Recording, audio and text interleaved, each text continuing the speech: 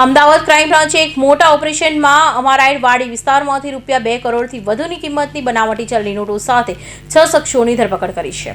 આ તમામ નોટો ₹500ની દરની છે. સુરતમાં નકલી નોટો બની હતી અને અમદાવાદ હેરફેર માટે આવી હતી. હાલ પોલીસે તમામની ધરપકડ કરી આ બનાવટી ચલણી નોટો મામલે વધુ તપાસ હાથ ધરી છે. અમદાવાદ ક્રાઇમ બ્રાન્ચ પોલીસ તપાસમાં સામે આવ્યું છે કે સત્યમ યોગ ફાઉન્ડેશનની ગાડીમાં નકલી નોટોની હેરાફેરી થતી હતી. નોટોની સપ્લાય માટે કાર પર ગવર્મેન્ટ ઓફ ઇન્ડિયા અને આયુષ મંત્રાલય નામનો ઉલ્લેખ થતો હતો. ક્રાઇમ બ્રાન્ચે અમદાવાદ અને સુરતમાં કાર્યવાહી કરી હતી, જેમાં અમદાવાદમાંથી 2.10 કરોડની અને સુરતમાં 80 લાખની નકલી નોટ કબજે કરી છે. આ મામલે સત્યયોગ ફાઉન્ડેશનના પ્રદીપ ગુરુજીની પણ ધરપકડ કરાઈ છે. સુરત જિલ્લાના કામરેજ તાલુકાના ધોરણપાડી ગામ ખાતે આવેલા શ્રી સત્યયોગ ફાઉન્ડેશનના આશ્રમમાં નકલી નોટ છપાતી હતી. અમદાવાદ ક્રાઇમ બ્રાન્ચે શ્રી સત્યયોગ ફાઉન્ડેશનના સંસ્થામાં છાપો મારી અનેક દસ્તાવેજો કબજે કર્યા છે. નકલી ચલણી નોટ છાપવા ઉપયોગમાં લેવાતા સાધનો પણ કબજે કરાયા છે. મગજમાં કેસેટ ફરે કે આ બધી વસ્તુ કેમ બને. તમને જાણ ક્યારે થઈ અને તમને આ જાણ મને અહીંયા તમે આવ્યા ત્યારે જાણ થઈ. અચ્છા, એની પહેલા તમારા ભાઈ સાથે કઈ વાતચીત થઈ હતી? ના, તમને ખ્યાલ હતી તમારા ભાઈ આ પ્રકારે જારી નોટ? ના, આવું કરતા જ નથી તો ક્યાંથી ખાવ.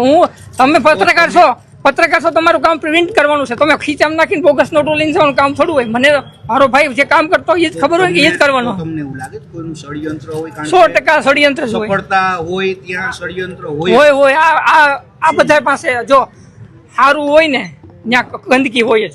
એટલે આ કહો કે જો મારી ગાડી ઘણી વખત મારો માણસ એકતો હોય, કોઈ ભાઈબંધ હોય, પડોશી કોઈક માગે એની પાસે ચાવી હોય, હું એને ચાવી લઈ લઉં, પછી ગાડી મારે લઈને ઉપર રહીને સૂતો રહો. સવારે ઉઠીને કોઈક કે આમાં ગાડીમાં કંઈક છે તો તમે આવીને આ બધું છોટી પડો કહેવાય, પકડાણી ઓલું થયું, આમ થયું. પછી ગાડીની માલિકી મારી હોય તો પોલીસ મને પકડવાની છે. આ વસ્તુ બને.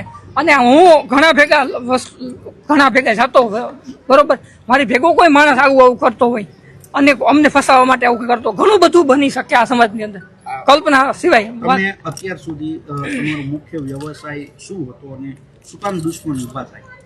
જો આજે આપણે કામ કરતા હોય ને એવું ન હોય કે વ્યવસાયથી જ થતા હોય. કાલ સવારે કોઈકને ગાડી મૂકવામાંથી લઈને બીજું છે, ત્રીજું છે, કોઈ પણ વસ્તુ છે, કાંઈ પણ વસ્તુ થતું હોય તો એ બની શકે.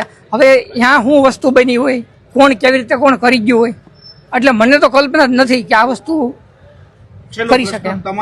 તમારે શું કેવું છે? તમારા ભાઈની ધરપકડ થઈ છે, એ ફસાવાનું જ થતું 100%.